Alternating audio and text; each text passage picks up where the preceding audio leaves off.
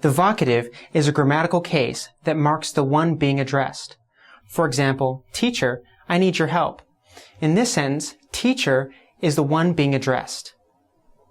Modern English does not have a vocative case marker, although at one time it used O, as in, O King, as a marker.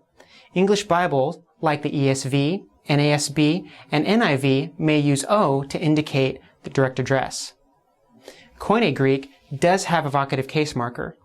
If I were to write this sentence, teacher, I need your help, in Greek, teacher would be in the vocative case. The vocative is typically used to directly address or identify someone or something. Well, we could take a look at the words in the vocative case by applying a visual filter, but instead what I want to do is to create a search and limit that search range to the book of Matthew for our illustration, and choose the resource ESV and Logos Greek Morphology, and make sure that Morph up here is selected. And we're going to go ahead and type in an @ symbol to bring up the part of speech drop down, and we're going to select noun and vocative, and that's it. And we'll just click the arrow, and our search results come up in English, even though the morphology is searching the Greek morphology, not any sort of English morphology. And you can see that the vocative is highlighted here for us. The words underlying these English words are in the vocative case. And even in English, it's pretty easy to spot the vocative. You can see that the person is being addressed here, Joseph. In some cases, it's places like Bethlehem, land of Judah, again, land of Zebulun, or Galilee, you hypocrite, Lord, Lord. So sometimes they're names, sometimes there may be other words like hypocrite here. So it may be easy to catch these in English, but what you want to do is you want to ask, how is this person or thing being addressed? Is the title they're addressed by significant?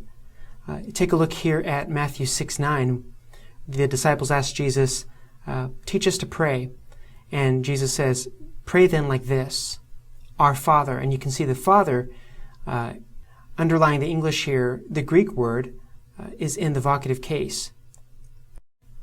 Jesus teaches his disciples to address God as Father. Now, addressing God as Father may not stand out to us, but in the context of the first century, this was significant. I've opened up the International Standard Bible Encyclopedia, or ISBE, and I've opened it up to the article on Abba, which is Aramaic for father. The word we were looking at in Matthew 6:9 is pater, which is Greek for father. So here, even though it's not the same exact word, it's the same idea. And we can read in this article here, it may be observed that Abba, which is the Aramaic form of father, as a form of address to God, is extremely uncommon in Jewish literature of the Greco-Roman period. Doubtless because it would have appeared irreverent to address God with this familiar term. Jesus' frequent use of this term in prayer is an indirect attestation of his extraordinary claim to intimacy with God. And we can see here from this prayer that it's the kind of intimacy with God that he shares with us. So even though the vocative may be a simple concept, and it's easy enough to spot in English like we have here in our search results, it's important that we, like Jesus, teach people about their relationship to God and teach them how to address God in prayer as Father.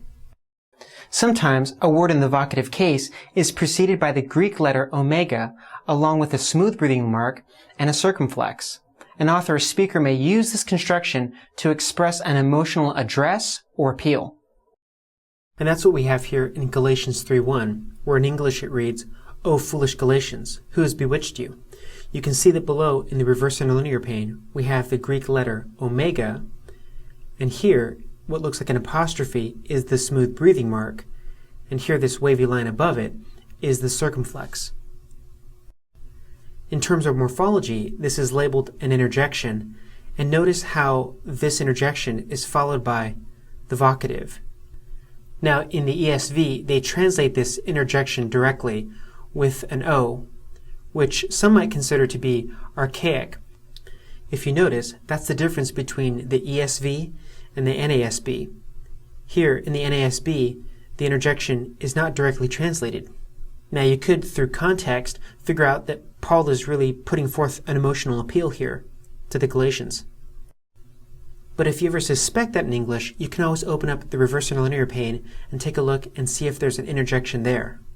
And if you find it there, make sure to bring that out in your teaching, so that your audience doesn't hear just a direct address, but the emotional appeal of the writer.